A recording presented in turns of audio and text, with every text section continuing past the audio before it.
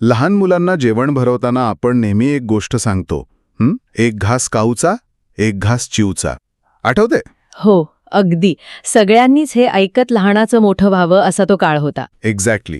पण आजकाल जर आपण खिडकी बाहेर पाहिलं तर जशा वाढत्या शहरीकरणामुळे खऱ्या चिमण्या गायब झाल्या आहेत ना, तशाच आपल्या समाजातून मानवी चिमण्या म्हणजे मुली का गायब होत आहेत, हा विचार कधी मनाला शिवलाय का? बापरे, हे खूपच अस्वस्थ करणारं निरीक्षण आहे तुमचं. पण हे वास्तव आहे. हो ना. आजच्या या सखोल चर्चेत स्वागत आहे सर्वांचं. आपण रोजच्या जीवनात ज्या भूमिका अगदी नैसर्गिक मानतो, म्हणजे स्त्रियांनी असंच वागावं आणि पुरुषांनी तसंच वागावं, त्या खरोखरच निसर्गाने ठरवून दिल्या आहेत की समाजाने आपल्या सोयीनुसार लादल्या आहेत?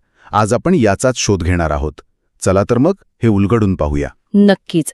आणि ही चर्चा केवळ रंजक नाहीये, तर खऱ्या अर्थाने डोळे उघडणारी ठरणार आहे. कारण कसं आहे, जेव्हा आपण निसर्गाचा विचार करतो ना, तेव्हा निसर्गाने स्त्री आणि पुरुष यांच्यात फक्त शारीरिक किंवा जैविक भिन्नता निर्माण केली आहे. म्हणजे निसर्गाच्या लेकी दोघंही समानच आहेत, बरोबर? अगदी बरोबर. निसर्गाच्या लेखी काहीच भेदभाव नाहीये. पण अडचण कुठे झाली माहितीये? समाजाने आपल्या रूढी, परंपरा आणि काही अंधश्रद्धांचा आधार घेऊन या नैसर्गिक भिन्नतेला थेट विषमतेचं रूप देऊन टाकलं. अच्छा, म्हणजे कोणीतरी श्रेष्ठ आणि कोणीतरी कनिष्ठ अशी एक उतरंडच तयार केली आपण. हो, एक्झॅक्टली. पण यात निराश होण्यासारखं काही नाहीये. कारण जो भेद समाजाने निर्माण केलाय, तोच समाज शिक्षणाच्या आणि जाणीव जागृतीच्या माध्यमातून नष्टही करू शकतो. आज आपण याच प्रक्रियेच्या मुळाशी जाणार आहोत. हे महत्वाचं आहे. पण अगदी सुरुवातीला मी जो चिमण्यांचा संदर्भ दिला ना, त्याबद्दल मला आणखी थोडं खोलात जायला आवडेल. या चिमण्या कोठे गेल्या हा जो साहित्यातला प्रश्न आहे, तो केवळ एक भावनिक प्रश्न राहिलेला नाही आता. खरंय, तो आता एक अत्यंत गंभीर सामाजिक प्रश्न बनलाय. हो, कारण जर आपण आजूबाजूला पाहिलं तर घराघरातून मुलींची संख्या खरोखरच कमी होत चालली आहे. हे एक विदारक सत्य आहे. हे असं का होतंय नक्की? कारण आपण या समस्येला आकडेवारीच्या चष्म्यातून बघायला विसरतो. तसं पाहिलं तर जर आपण प्रत्येक जनगणनेची आकडेवारी बारकाईने तपासली तर पुरुषांच्या तुलनेत स्त्रियांचे प्रमाण सातत्याने कसे घटत आहे याचा एक भयानक आलेख आपल्या समोर येतो. बापरे. आणि हे काही आपोआप घडत नाहीये, हे तर नक्की. अजिबात नाहीये. हे जाणीवपूर्वक केलं जात आहे. गर्भातच त्यांची हत्या केली जाते किंवा जन्मानंतर त्यांच्याकडे जाणीवपूर्वक दुर्लक्ष केलं जातं. आणि बघायला गेलं तर यामागे खूप मोठं सामाजिक कारण आहे. म्हणजे ती समाजाची मानसिकता. हो, स्त्री आणि पुरुष यांच्यात जो जैविक फरक आहे तो निसर्गाने दिलेला आहे हे आपण मान्य करतो. पण एखाद्या जीवाला स्त्री किंवा पुरुष म्हणून घडवण्याची जी प्रक्रिया असते ना, ती पूर्णपणे सामाजिक आणि सांस्कृतिक असते. समाजाची अशी एक ठाम धारणा बनली आहे की मुलगा म्हणजे संपत्ती आणि मुलगी म्हणजे जबाबदारी. इथंच ही गोष्ट खऱ्या अर्थाने रंजक बनते बघ. कारण आपण नेहमीच्या बोलण्यात सेक्स म्हणजे लिंग आणि जेंडर म्हणजे लिंगभाव हे दोन्ही शब्द एकाच अर्थाने वापरून मोकळे होतो. हो, आपण नेहमी ते समानार्थी शब्द असल्यासारखे वापरतो. पण यात खूप मोठा तांत्रिक आणि वैचारिक फरक आहे. मला सांगा, हे असं समजता येईल का की सेक्स म्हणजेच लिंग हे एखाद्या कॉम्प्युटरच्या हार्डवेअरसारखं आहे? अच्छा, म्हणजे कसं? म्हणजे जसं एखादा लॅपटॉप आपण विकत घेतो तेव्हा त्याचं हार्डवेअर फिक्स असतं, ते जन्मता मिळतं आणि आपल्याला बदलता येत नाही. आणि जेंडर म्हणजेच लिंगभाव हे समाजाने त्यात इन्स्टॉल केलेल्या सॉफ्टवेअरसारखे किंवा ॲप्ससारखे आहे, जे आपण कुठे राहतो, आपली संस्कृती काय आहे यानुसार सतत बदलत असते. क्या बात आहे. हे सादृश्य अगदी चपखल आहे. किंबहुना हा विषय समजून घेण्यासाठी यापेक्षा सोपं उदाहरण असूच शकत नाही. हो ना, कारण यातून तो फरक लगेच स्पष्ट होतो. अगदी. लिंग किंवा सेक्स हे पूर्णपणे एक जीवशास्त्रीय आणि नैसर्गिक संकल्पना आहे. तिचा थेट संबंध आपल्या शरीरातील गुणसूत्रे म्हणजे क्रोमोझोम्स, ग्रंथी आणि पुनरुत्पादन अवयवांशी असतो. म्हणजे तुम्ही जगात कुठेही जा, हे जे हार्डवेअर आहे ते सगळीकडे सारखंच असणार. एक्झॅक्टली. पण दुसरीकडे लिंगभाव किंवा जेंडर हे पूर्णपणे समाजाने आणि संस्कृतीने निर्माण केलेली संकल्पना आहे. स्त्रीत्व म्हणजे काय आणि पुरुषत्व म्हणजे काय हे समाज ठरवतो. म्हणजे कोणी कसे कपडे घालावेत, कोणी घरातली कामं करावेत आणि कोणी बाहेर पैसे कमवायला जावं, हे सगळं. हो, समाजातील त्यांच्या भूमिका काय असाव्यात हे सगळं यात सामाजिक सॉफ्टवेअरचा भाग आहे. आणि सर्वात महत्वाची गोष्ट म्हणजे हे सॉफ्टवेअर काळानुसार आणि संस्कृतीनुसार सतत बदलत असतं. कमाल आहे.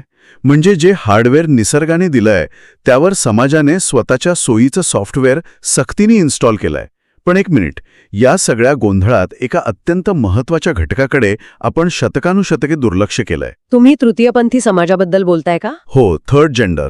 कारण जर आपण फक्त 2च साच्यांमध्ये विचार करत असू तर ज्यांचं निसर्गताच हार्डवेअर किंवा सॉफ्टवेअर या 2 साच्यांमध्ये बसत नाही, त्यांचं काय? हा अत्यंत संवेदनशील आणि दुर्दैवाने खूप दुर्लक्षित राहिलेला मुद्दा आहे.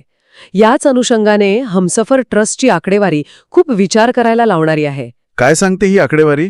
त्यांच्या सर्वेक्षणानुसार भारतात जवळपास 5 ते 6 दशलक्ष तृतीयपंथी राहतात.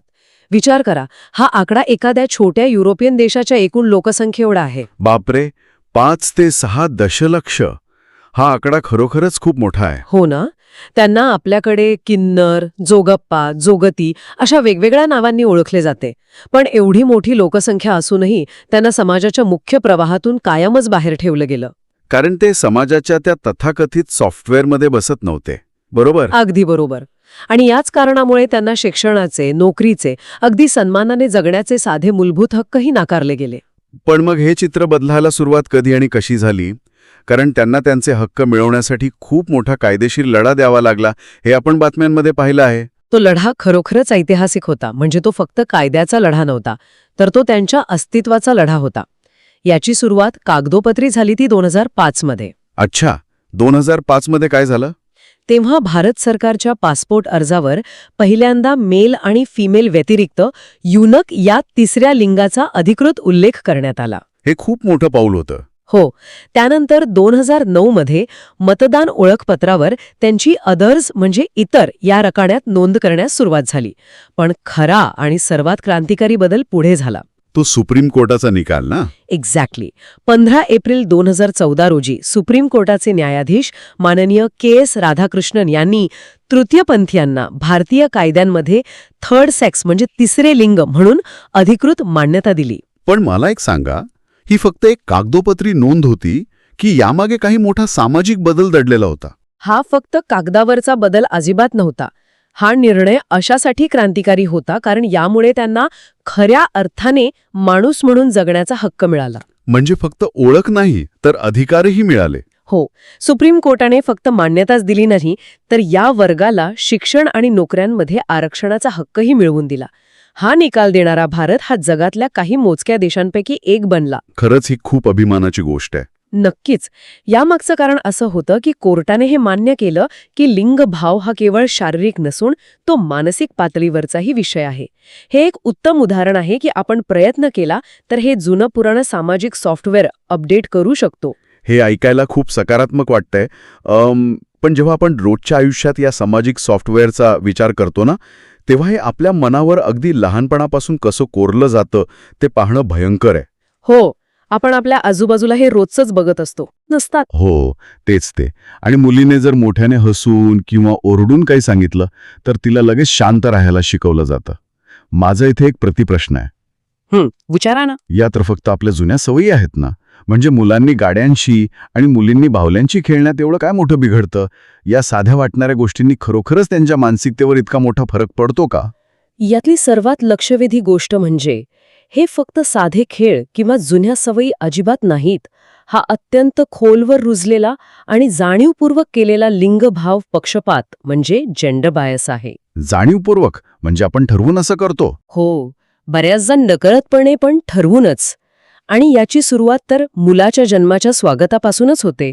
आजूबाजूला बघा, मुलाच्या जन्माचं स्वागत आणि सोहळा ज्या उत्साहात होतो, पेढे वाटले जातात, तसा मुलीच्या जन्माचा कधीच होत नाही. हे तर 100% खरं आहे. या छोट्या छोट्या कृतींमधून आपण मुलांच्या मनावर एक रूढीबद्धता म्हणजे स्टिरियोटाइप्स बिंबवत असतो. जेव्हा आपण मुलाला बायकांसारखं रडू नको म्हणतो, तेव्हा आपण एकाच वेळी 2 गोष्टी करत असतो. कोणत्या 2 गोष्टी? एक म्हणजे आपण त्याच्या नैसर्गिक भावना दाबून टाकतो आणि दुसरं म्हणजे आपण त्याला शिकवतो की स्त्रियांसारखं असणं हे कमीपणाचं किंवा कमकुवतपणाचं लक्षण आहे. म्हणजे आपण खेळण्यांच्या आणि बोलण्याच्या माध्यमातून त्यांची भविष्यातली मानसिकता घडवत असतो. अगदी तंतोतंत. यातूनच समाजात अशी एक रूढीबद्धता निर्माण होते जिथे भावनिक असणे, चंचल असणे आणि इतरांवर आश्रित असणे हे गुण फक्त स्त्रियांचे आहेत असं मानलं जातं. आणि पुरुषांबद्दल काय? दुसरीकडे निर्णय घेणारे, धाडसी आणि सामर्थ्यशाली असणे हे फक्त पुरुषांचेच गुण आहेत असं बिंबवलं जातं. हा दृष्टिकोन काही आजकालचा नाहीये बरं का. म्हणजे हा खूप जुना आहे. हो, प्राचीन काळापासून हे विचार कसे चालत आले आहेत हे एका संस्कृत श्लोकातून अगदी स्पष्ट होतं. तो श्लोक असा आहे: पिता रक्षति कौमार्ये, भर्ता रक्षति यौवने, पुत्रश्च स्थाविरे भावे, न स्त्री स्वातंत्र्यम अर्हति. बापरे, शब्द थोडे कठीण आहेत. याचा अर्थ नेमका काय होतो? याचा सरळ अर्थ असा आहे की स्त्रीचे रक्षण तिच्या लहानपणी तिचा पिता करतो, तारुण्यात तिचा पती करतो आणि म्हातारपणात तिचा मुलगा करतो. म्हणजेच स्त्रीला कोणत्याही अवस्थेत स्वतःच्या स्वातंत्र्याचा अधिकार नाहीये. हे ऐकताना खरोखरच अंगावर काटा येतो. म्हणजे ती सतत कोणावर तरी अवलंबून असलेली एखादी मालमत्ता असल्यासारखंच या श्लोकातून ध्वनित होतंय. हो, अगदी तसंच. आणि हे विचार आपल्या संस्कृतीत खोलवर आणि पद्धतशीरपणे रुजवले गेले आहेत. तर मग या सगळ्याचा अर्थ काय होतो? या सर्व रूढी, पक्षपात आणि अशा विचारांचा फायदा नक्की कोणाला होतो? कोणती अशी मोठी अदृश्य व्यवस्था काम करतीये जिच्यामुळे हे सगळं पिढ्यानपिढ्या चालत आलंय आणि आपण सगळे डोळे झाकून ते पाळत आहोत? या सगळ्याच्या मुळाशी जी एक अत्यंत भक्कम व्यवस्था उभी आहे ना, तिला आपण पितृसत्ताक पद्धती किंवा पॅट्रियार्की म्हणतो. पॅट्रियार्की हा शब्द खूप ऐकण्यात येतो आजकाल. हो, हा शब्द मुळात लॅटिन भाषेतील पॅटर म्हणजे पिता आणि आर्च म्हणजे सत्ता या दोन शब्दांपासून तयार झाला आहे. ही अशी एक सामाजिक प्रणाली आहे जिथे कुटुंबातील सर्वात मोठा पुरुष हा कुटुंबाचा प्रमुख असतो. आणि तोच सगळे निर्णय घेतो. हो, आणि तो स्वतःच्या फायद्यासाठी सत्तेचा वापर करून संपूर्ण कुटुंबावर आणि पर्यायाने पूर्ण समाजावर नियंत्रण प्रस्थापित करतो. पण एक मिनिट थांबा. आजच्या काळात जेव्हा मुली विमानापासून ते थेट कॉर्पोरेट बोर्डरूमपर्यंत सगळीकडे आहेत, मोठ्या कंपन्यांचे सीईओ आहेत, तेव्हा ही पितृसत्ताक पद्धत खरोखरच तितकी प्रभावी आहे का, की आपण फक्त जुन्या इतिहासाला धरून बसलो आहोत? हा खूप चांगला आणि महत्वाचा मुद्दा आहे. आपल्याला वाटतं की आपण आधुनिक झालो आहोत, पण ही पितृसत्ताक पद्धत आता अदृश्य रूपात काम करते. अदृश्य रूपात? ते कसं काय? तुम्ही कॉर्पोरेट जगताचं उदाहरण दिलंत, पण आजही अनेक घरात महत्वाचे आर्थिक निर्णय नक्की कोण घेतं? ग्रामीण भागात तर आजही पत्नीला नवऱ्याचा उल्लेख करताना मालक म्हणावं लागतं. बापरे, मालक हा शब्दच किती भयानक आहे विचार केला तर. हो ना. हे मालक हे संबोधन काय दर्शवतं? मालकी हक्क. विवाहावर स्त्रीने स्वतःचे घर सोडून पतीच्या घरी जाणे, लग्नानंतर स्वतःचे नाव बदलून पतीचे नाव लावणे, हे सगळे याच व्यवस्थेचे अत्यंत सूक्ष्म पण शक्तिशाली भाग आहेत. खरंय, आपण या गोष्टी इतक्या गृहीत धरतो की यात काही गैर आहे असं आपल्याला वाटतच नाही. एक्झॅक्टली. याशिवाय कुटुंबाच्या संपत्तीवर आणि वंशावर फक्त मुलाचा हक्क मानला जातो. म्हणूनच वंशाला दिवा हवा ही मानसिकता आजही उच्च शिक्षित घरांमध्येही घट्ट टिकून आहे. म्हणजे या व्यवस्थेने कुटुंबातील सर्व महत्त्वाचे निर्णय घेण्याचे अधिकार फक्त पुरुषांकडेच केंद्रित केले आहेत. अगदी बरोबर. हे ऐकताना मला आपल्या भारतीय संस्कृतीचा एक खूप मोठा आणि विचार करायला लावणारा विरोधाभास प्रकर्षाने जाणवतोय. कोणता विरोधाभास? म्हणजे बघ, आपण नागपंचमीला सापाची पूजा करतो, पोळ्याला बैलाची पूजा करून प्राणीदया दाखवतो. आपण भाऊबीज, रक्षाबंधन, पाडवा यांसारख्या सणांमधून नात्यांची जपणूक करतो. हो, आपले सण खूप अर्थपूर्ण असतात. पण लक्षात घे, या सर्व सणांमध्ये स्त्री ही भावाच्या किंवा पतीच्या दीर्घायुष्यासाठीच प्रार्थना करत असते.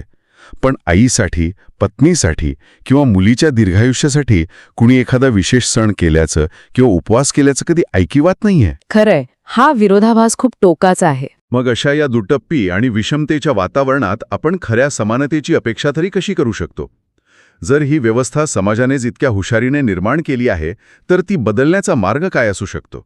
जर आपण याचा व्यापक दृष्टिकोनातून विचार केला ना, तर सर्वात आधी समानता या शब्दाचा अर्थ आपल्याला नव्याने समजून घ्यावा लागेल. म्हणजे आपण जो अर्थ घेतो तो चुकीचा आहे का? चुकीचा नाही, पण अपुरा आहे. जेव्हा आपण समानता म्हणतो तेव्हा बऱ्याच जणांचा असा गैरसमज होतो की समानता म्हणजे केवळ तोचपणा किंवा आयडेंटिकल बिहेवियर. म्हणजे स्त्रियांनी अगदी पुरुषांसारखंच वागलं पाहिजे असं? हो, त्यांच्यासारखेच कपडे घातले पाहिजेत किंवा दोघांनी अगदी एकच शारीरिक काम केलं पाहिजे असं अनेकांना वाटतं. पण असं नाहीये. समानतेचा खरा अर्थ आहे स्त्री आणि पुरुष या दोघांचेही समाजासाठी आणि राष्ट्रनिर्मितीसाठी समान मूल्य असणे. समान मूल्य हा शब्द खूप महत्वाचा आहे. हो, त्यांच्या बौद्धिक क्षमतेत कोणताही फरक नाही हे विज्ञानाने केव्हाच सिद्ध केले. म्हणजे त्यांच्या कामाचं मूल्य समान असणं आणि त्यांना समाजात समान हक्क आणि समान जबाबदाऱ्या मिळायला हव्या. बरोबर. हक्क आणि जबाबदाऱ्या या एकाच नाण्याच्या दोन बाजू आहेत. लिंगावर आधारित कोणताही पूर्वग्रह न ठेवता दोघांनाही विकासाच्या समान संधी आणि समान वागणूक देणं हीच खऱ्या अर्थाने लिंगभाव समानता आहे. आणि मला वाटतं या समानतेसाठी आपल्याकडे कायदेसुद्धा आहेत. नक्कीच. ही समानता प्रस्थापित करण्यासाठी आपल्याकडे अत्यंत भक्कम कायदेशीर पाठबळ आहे. भारतीय संविधानाच्या मूलभूत अधिकारातील कलम 14 आणि कलम 15 मध्ये लिंगभाव समानतेची स्पष्ट तरतूद करण्यात आली आहे. म्हणजे कायद्याने हा भेदभाव आधीच मोडीत काढलाय? हो. धर्म, वंश, जात किंवा लिंग यावरून कोणताही भेदभाव करता येणार नाही हे संविधानाने स्पष्ट केलंय. तसेच राष्ट्रीय शैक्षणिक धोरण 1986 मध्ये सुचविलेल्या 10 गाभाभूत घटकांपैकी स्त्री-पुरुष समानता हा एक अत्यंत महत्त्वाचा गाभाभूत घटक मानला गेला आहे. कायदे आणि धोरणं तर कागदावर खूप भक्कम आहेत, पण तरीही समाजात ही समानता प्रत्यक्ष कृतीत आणण्यासाठी खूप मोठी आव्हाने आजही आपल्यासमोर उभी आहेत, हे आपण नाकारू शकत नाही. आव्हाने प्रचंड आणि गुंतागुंतीची आहेत.